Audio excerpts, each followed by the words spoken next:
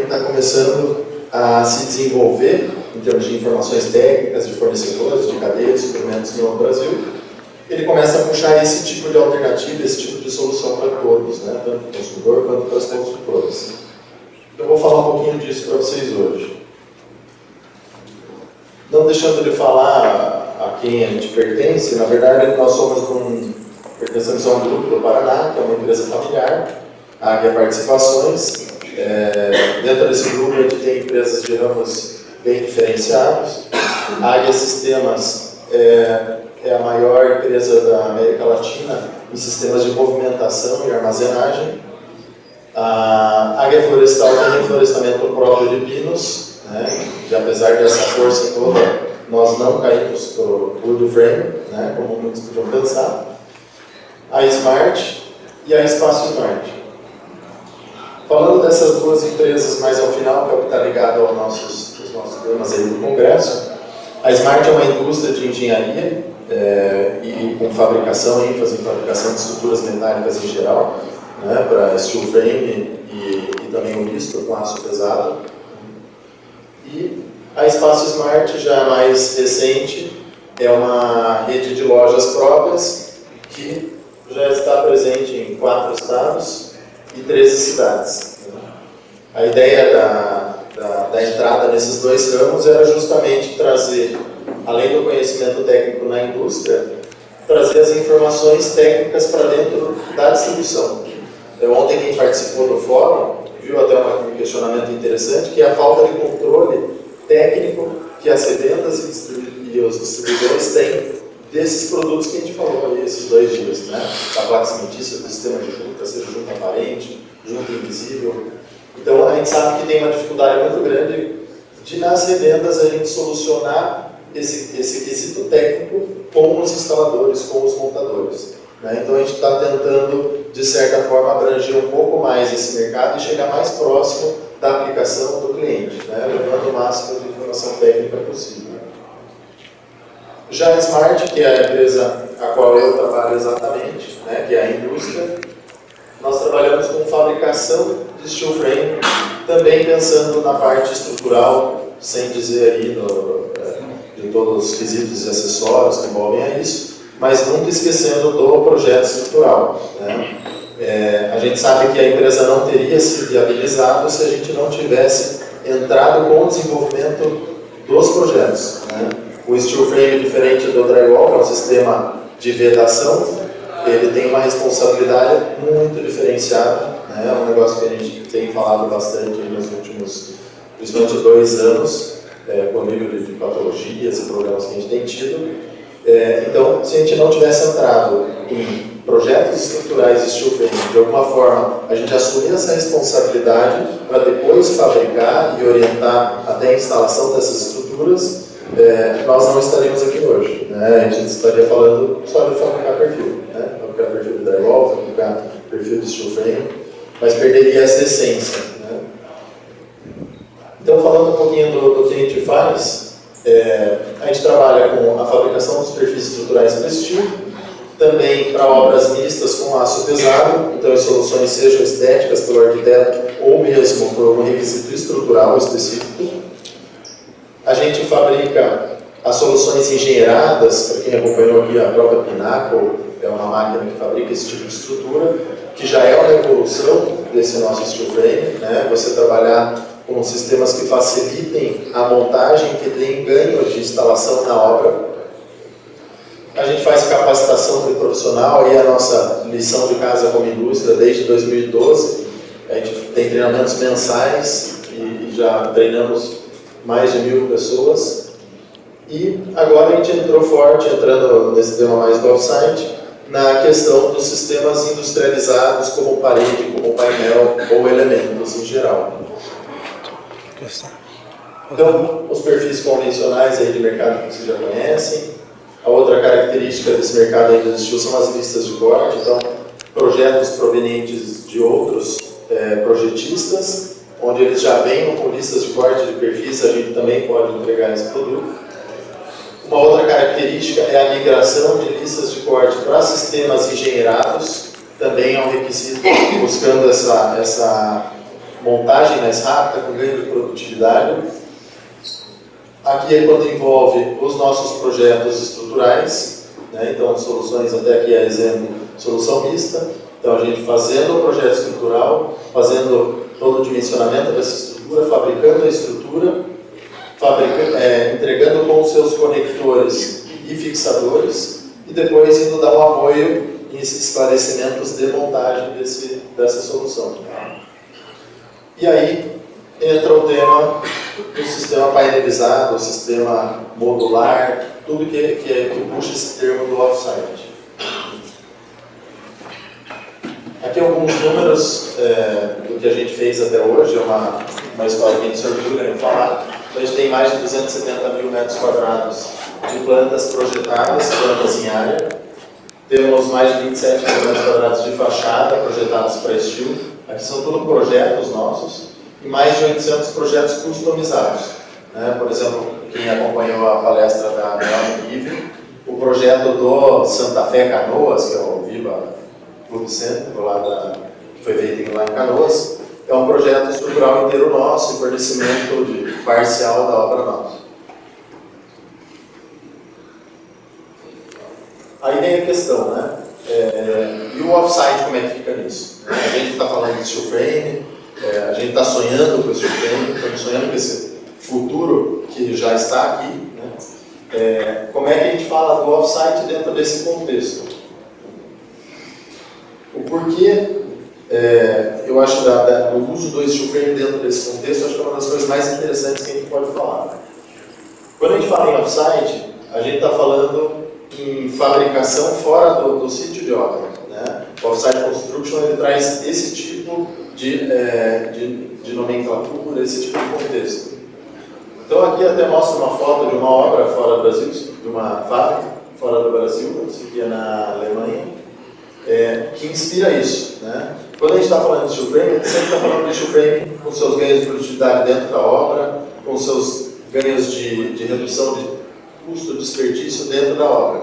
Agora, o que vai acontecer daqui para frente, tendo essa nova visão, essa nova tendência da gente industrializar e pré-fabricar essa nossa solução? Né? O que acontece dentro do âmbito da norma lá, Zacarias? Né? Então, nós temos aí contextos interessantes para serem discutidos. Isso daqui é uma tendência não só nossa, né? A tendência do off-site, ela vem num contexto desde toda essa revolução industrial que a gente teve. Então, até para não me alongar muito, a gente está passando aí pela quarta revolução industrial, a indústria 4.0. A gente convive muito com isso dentro da nossa outra empresa de soluções de armazenagem, movimentação de materiais. Então, sistemas extremamente automáticos de armazenagem de produtos, de separação, de picking. E a construção civil, né? Onde é que ela está nisso? A gente está lá na indústria 2.0, pensando na fabricação em massa, e ainda contando nisso como se fosse a grande revolução, né?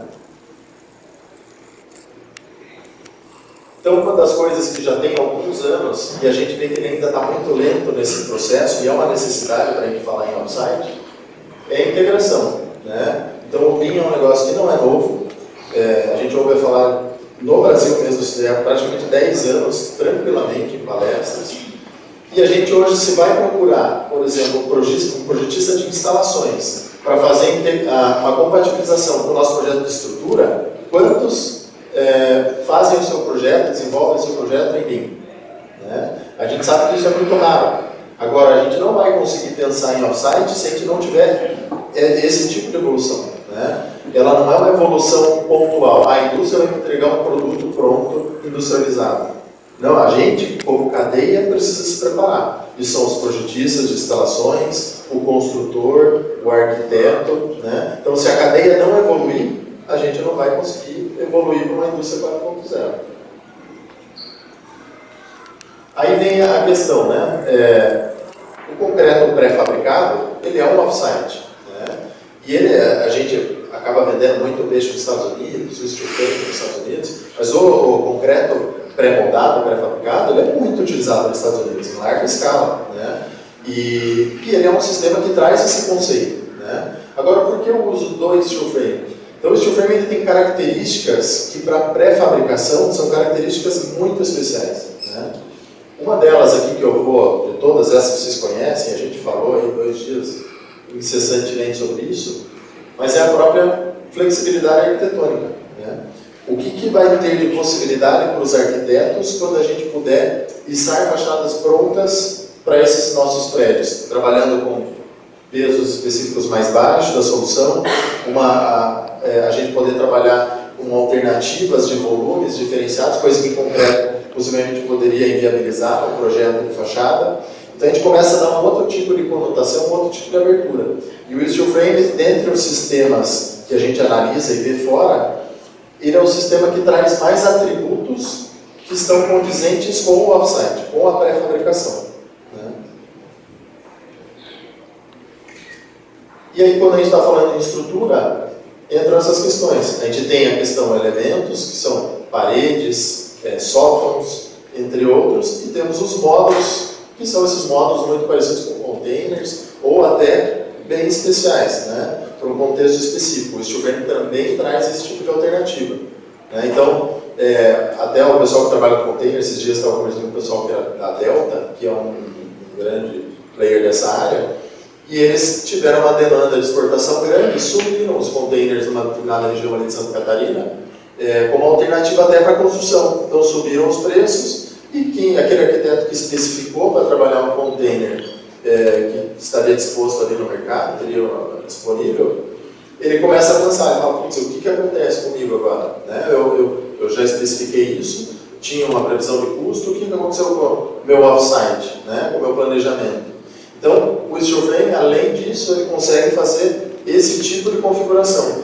Então, ele, em termos de versatilidade, não tem nada igual, né? Você pode pesquisar, não tem. O wood frame não tem essa versatilidade.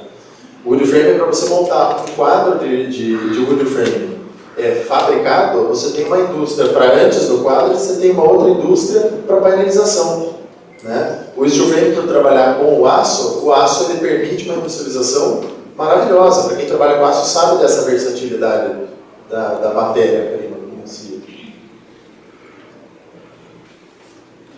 Então, aqui mostrando até de leve algumas das aplicações, né? Mas a gente pensa assim, do mercado internacional, né? A gente está inventando isso, como é que está o contexto do off-site lá fora? Então, você fazendo um aparato até das feiras que estão acontecendo, dos congressos que estão acontecendo, você pesquisa isso na internet mesmo, né? Você vai ver que em inúmeros países só se fala em off-site, só se fala em industrialização, né? Então, esse é o contexto do momento. Para nós brasileiros, a gente acaba trazendo o steel frame como um contexto do momento. Mas, na verdade, a industrialização, a pré-fabricação é o contexto. Mas nós temos o steel frame como a grande ferramenta. E é disso que a gente precisa entrar no contexto da pré-fabricação. E para a gente mudar, né? A gente quer mudar? A nossa construção lá está como a variante ou está como o Tesla, né? Isso aqui é 50 anos atrás. 50 anos atrás a gente trabalhava com a alvenaria que a gente trabalha hoje ainda. O que aconteceu com os carros nesse período? Com os telefones, né? Então, quando a gente olha a evolução da construção e compara ela com a evolução de outros mercados, sem dúvida é depressão, né? E é por isso que tem tanta gente aqui, né? Buscando tecnologia, buscando desenvolvimento, né? E pense no steel frame como pré-fabricação, né? O steel frame só moldado em obra, em cima de um projeto convertido que foi pensado em alvenaria, sinceramente, não tem grandes ganhos, gente. A gente sabe de muitas obras que se prometeram fazer em 4 meses e se entregaram em 12. Que tem clientes aí que trabalham com alvenaria que fazem em 12, 10 meses, né? Então, se a gente não começar a mentalizar o que nós precisamos fazer para ter os ganhos reais do steel frame, a gente vai ter o steel frame como um sistema totalmente comparado à alvenaria. Esses são alguns números da Alemanha sobre isso. A Alemanha ela tem 700 indústrias de construção no país. Então, indústrias que fabricam paredes, painéis, elementos. 200 delas fabricam mais de 50 casas personalizadas por ano. São casas a casas, projeto a projeto. Não é o contexto nosso Minha Casa Minha Vida. E as maiores trabalham em torno de 750 casas customizadas ano. Né? Então, casas que são entregues, inclusive, com instalações elétricas, hidráulicas, esquadria, janela, porta, tudo. Né? E aí as motivações que a gente tem para industrializar. Né? Então, a gente tem inúmeras. Né? Nós falamos dia a dia disso, cansativamente. Mas a gente tem 4 aqui que eu acho que, num contexto geral, elas podem refletir mais nos nossos focos. Né? 1, aumento da produtividade. 2, implementar processo de melhoria contínua.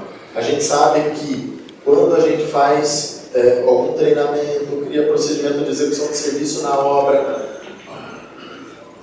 qual que é a nossa possibilidade de replicação disso para a obra que a gente vai fazer imediatamente depois? Parece que a gente começa do zero. Né? Quando a gente lança esses itens para a indústria, a tua capacidade de controle é completamente diferente. Né? Ele não está preocupado com o sol que está na cabeça, com o horário exatamente, que precisa terminar o base coat, que ele vai deixar o base coat mais aguado porque está com o sol. Quer dizer, é outro tipo de configuração. Né? Então, a indústria ela consegue ter muito mais controle da qualidade do que na obra. Isso é real. Redução de incidência de patologia, exatamente por esse ganho de qualidade que a gente tem, de controle do processo. Redução de custos e a versatilidade. Né? Isso daqui vocês vão ver, isso aqui vai acontecer de forma muito intensa e muito forte. Né? E isso aqui, inclusive, é falado com um grande player aqui de São Paulo de prédios, que a visão dele no desenvolvimento da fachada para steel frame está focada nisso. Além de tudo isso que ele sabe, ele falou que esse é o principal ponto de desenvolvimento para eles. Ele comenta que o que vende aqui é a fachada dos prédios. Né? Então, se não for trabalhado esse sistema, ele vai ser mais um. Né? Como uma parede de concreto leve, por exemplo. Então, a gente precisa trabalhar a raiz. Para a gente industrializar, a gente tem que pensar lá atrás. Né? Como tudo começou, como foi especificado, como foi o projeto, como é que está o projeto arquitetônico. E para trabalhar a raiz, a gente levanta alguns pontos para a gente refletir. Né? Veja lá, projeto arquitetônico e especificação de sistemas. A gente está projetando o nosso projeto arquitetônico pensado em modulação, em aproveitamento. Né? A gente fala muito que o steel frame tem um desperdício tendendo a zero. A gente sabe, nós projetamos da obra da Melnick Living e o desperdício que ele teve do primeiro evento da obra, quando fizeram o primeiro bloco de casas, foi igual ao da alvenaria. Igual ao da alvenaria. Porque era um projeto pensado em alvenaria que foi convertido para steel frame. Depois a gente foi fazer projeto de paginação, de melhoria de aproveitamento. Se a gente não pensar nisso lá na base, nas obras que a gente faz em obra, a gente sabe que tem desperdício grande. A diferença é que o nosso material tem menos volume. Né? Mas o desperdício, se não for planejado, ele vai acontecer. Não tenho dúvida. Se pegarem a lista de material comprado numa loja, pela área de aplicação dos materiais, vocês vão ver que o desperdício não é tão pequeno assim. Então, para que os atributos do steel frame aconteçam, a gente precisa planejar. A gente precisa ir lá no arquiteto. A gente precisa apoiar a especificação desse arquiteto. Os projetos complementares, concepção estrutural, uma boa compatibilização para a gente fechar essa primeira etapa. Planejamento executivo, aí a gente está falando muito de logística.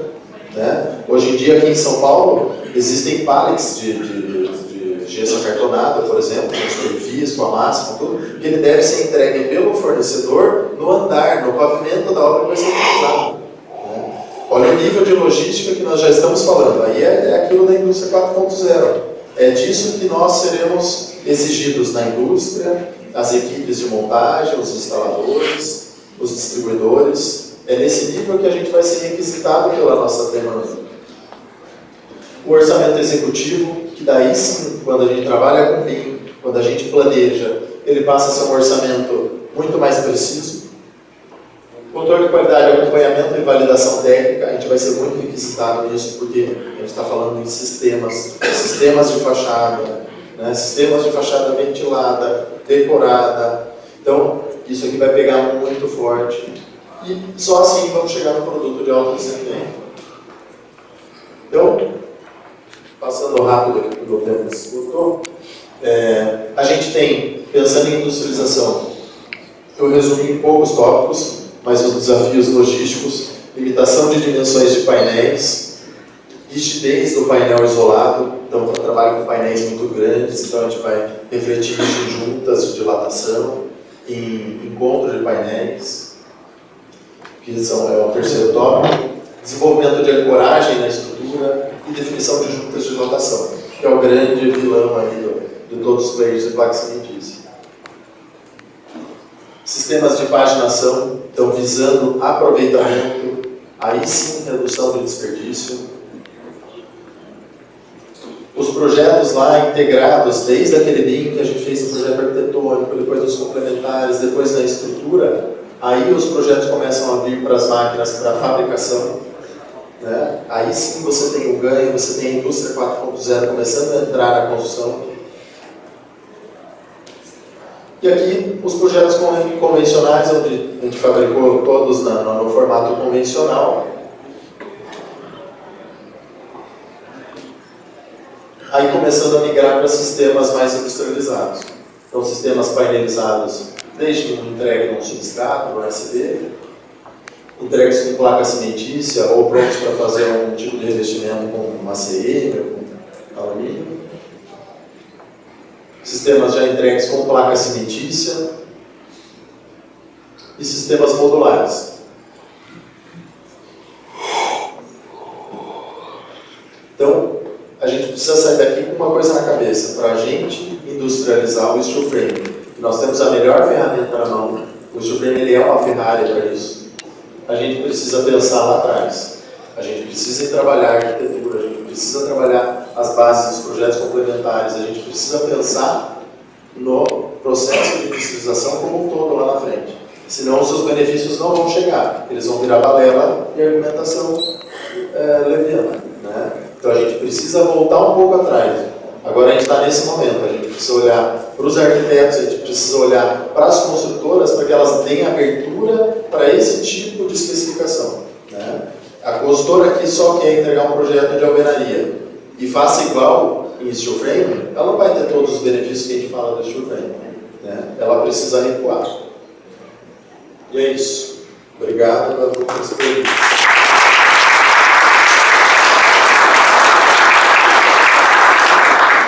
Obrigado, Renan.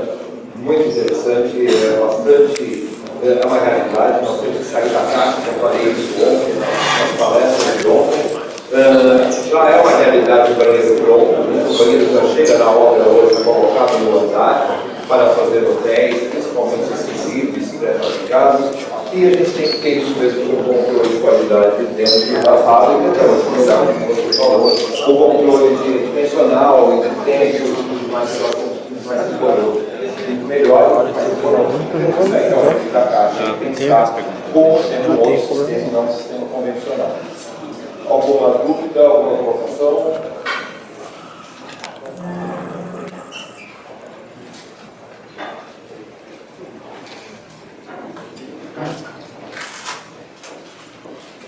Boa noite, meu nome é Marcos. Eu gostaria que você comentasse a respeito da questão do vídeo que você passou ali, assim, bem rápido, com a questão do tempo, o sistema de conexão entre painéis e a ancoragem na estrutura. E, no caso, se esses painéis são enviados pela obra já mapeados nas duas faces, ou se você só vai para uma face para justamente tentar facilitar esse trabalho. A pergunta é interessante, principalmente no quesito de fechar as paredes. Né? Um negócio interessante é que a gente teve uma experiência com uma empresa americana que ela está implantando nesse momento um sistema de painelização muito parecido com o nosso. Né? E a gente estava discutindo um pouco a questão cultural. Né? Quando a gente pega projetos isolados de casa, quantos desses projetos já têm os projetos complementares prontos e bem definidos? Né? Essa cultura nossa em construção, ela virou um negócio normal, você ter esse tipo de definição durante a execução da obra. Né? Então, o ponto de elétrica vai mudar conforme os móveis, hidráulica a mesma coisa, Então a gente não tem esse tipo de informação pré-definida nesse momento, que ele nem fez a fundação ainda, a ponto de poder fechar os painéis. A não ser que, nesse contexto, a gente trabalhasse com casas de catálogo, ou condomínio de repetição, aí você começa a ter esse tipo de oportunidade. Então, essa dificuldade, até que eu estava comentando dessa empresa americana, ela não é só nossa. Lá nos Estados Unidos eles têm exatamente o mesmo problema.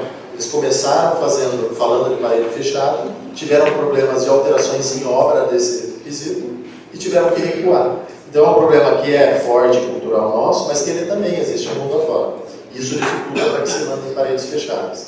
Então eu acho que é um benefício quando a gente for trabalhar em projetos talvez corporativos ou trabalhar com condomínios, onde você já consegue fazer esse trabalho de base, que eu comentei da raiz, e já consegue ter todos esses projetos bem definidos. Né? Então, o trabalho que a gente está fazendo com o Alphaville para as obras deles do Terras Alphaville, que é um padrão, um modelo específico, que eles já têm tudo pré-definido. Agora, para o contexto nosso do dia a dia, né, das casas, é muito difícil. Na questão das conexões e fixadores, quando a gente está sem os revestimentos internos, facilita. Né? A gente está trabalhando praticamente como se estivesse montando os painéis na hora. Então, os conectores são conforme o dimensionamento do projeto estrutural, né? Os conectores entre os painéis e as ancoragens também, porque você não está livre para trabalhar.